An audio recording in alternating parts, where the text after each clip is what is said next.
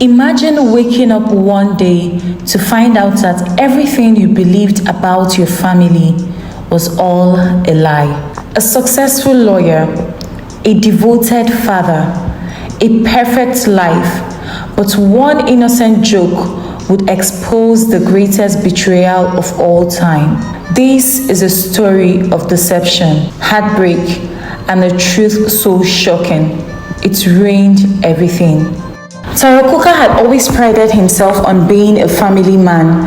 He worked tirelessly as a lawyer in Lagos, trying to provide the best life he could for his wife Tony and their 4 beautiful children.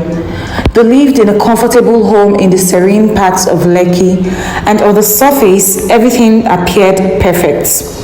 He had a loving wife, kids who looked up to him, and a steady career. But one seemingly harmless incident would unravel everything. It all started on a Friday evening.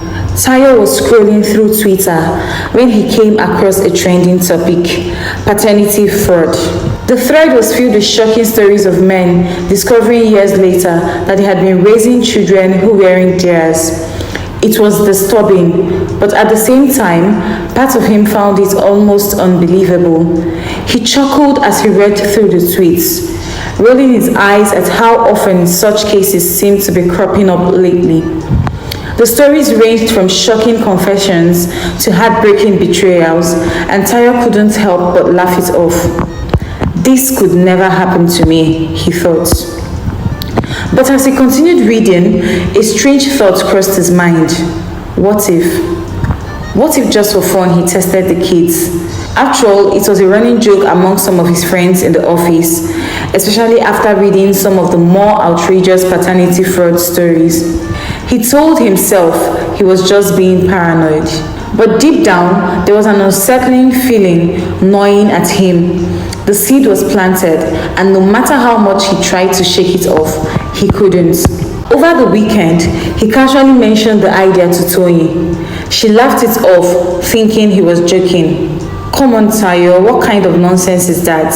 We have 4 beautiful children. Are you questioning me now? She asked, raising an eyebrow in amusement. Tayo smiled, but something in his guts told him to go through with it. So he made an appointment for a DNA test. He thought it would be the last time he would think about it. After all, what did he have to lose? A week later, Tayo sat alone in his office, nervously tearing open the envelope that contained the results. His hands trembled as he read through the paper, and then his world came to a screeching halt. Tope, Sheung, Korede, and Funke, the 4 children he had raised as his own, were not his biological children.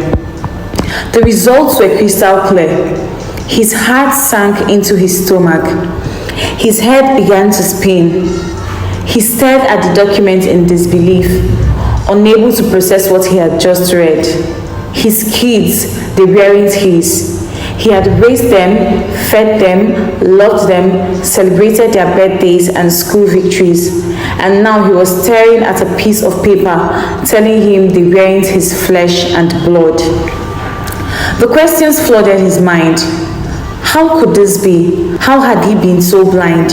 He felt a storm of emotions: anger, confusion, betrayal, but he also knew one thing: he needed answers. And he needed them right now.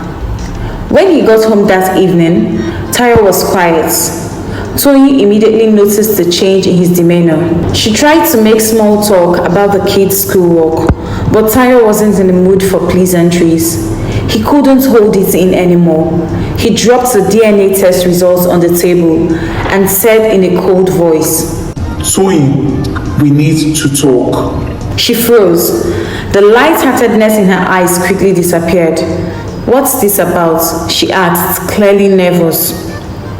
He slid the papers across the table towards her. You've been lying to me. The kids are not mine, Tony. I've been raising another man's children for years. How could you do this to me? Tony's face drained of color. For a moment, she was silent, unable to speak. Tayo's heart raced as he waited for a response. I don't know what you're talking about, she stammered, trying to regain her composure. What is this nonsense, Tayo? It's not nonsense, Toyin, he snapped. I took a DNA test and I know the truth now. You owe me an explanation. Who are the real fathers of my children? Who? At first, Toyin refused to acknowledge the results. She denied everything, her voice trembling as she tried to maintain the facade of innocence. Tayo, this is crazy. Our children are ours. I don't know why you are doing this. Are you having doubts now? Tayo's anger fled. I've raised those kids as my own, Toyin. I loved them. I spent years thinking they were mine. How could you cheat on me? How could you betray me like this? She looked away, her eyes avoiding his. There was a moment of silence, and then she mumbled something almost inaudible. It just happened. Tayo slammed his fist on the table. It just happened? Is that really your excuse? Who is the father, Toyin? Who? She didn't answer immediately, and the tension in the room thickened. It felt like hours before she finally spoke, her voice barely above a whisper. It's Pastor Mike. He's the real father. The pastor, the same man who had baptized their children, the one who had counseled them through their marriage problems, the man who had prayed for them, visited their home, and held a position of great respect in the community. How could you? Tayo's voice was trembling now, a mix of disbelief and anger. Pastor Mike, the man you have been calling father for years, he's the one you were sleeping with? Toyin's voice flushed with shame, but she refused to look into Tayo's eyes. Tayo, it was a mistake. Pastor Mike, he helped me when you weren't there.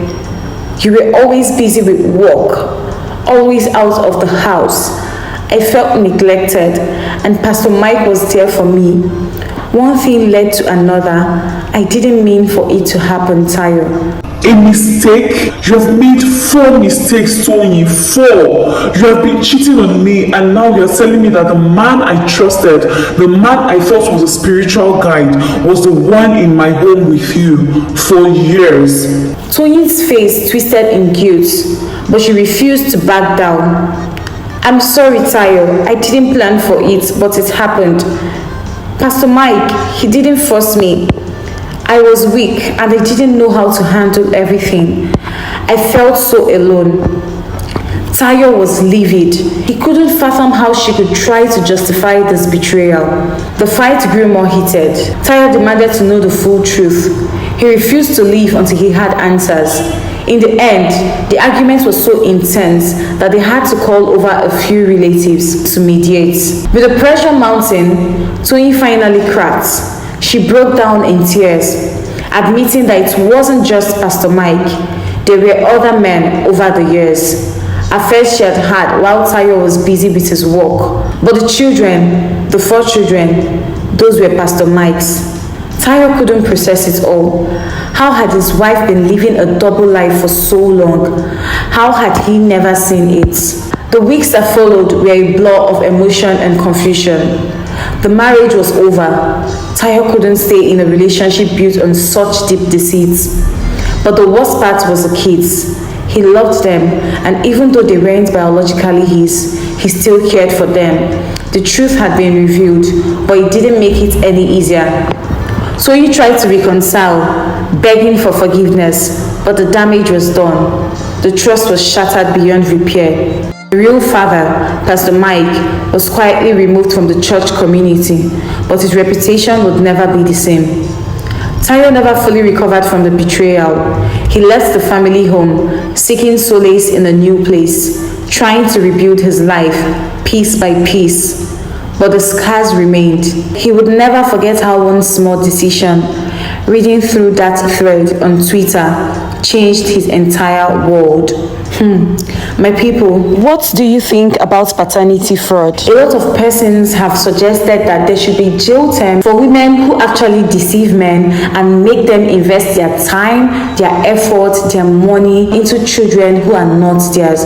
What do you think about this? Do you think that's a nice suggestion? I actually think it's a nice suggestion. I actually think there should be repercussions, because if there were repercussions, I feel like these DNA cases would reduce a whole lot.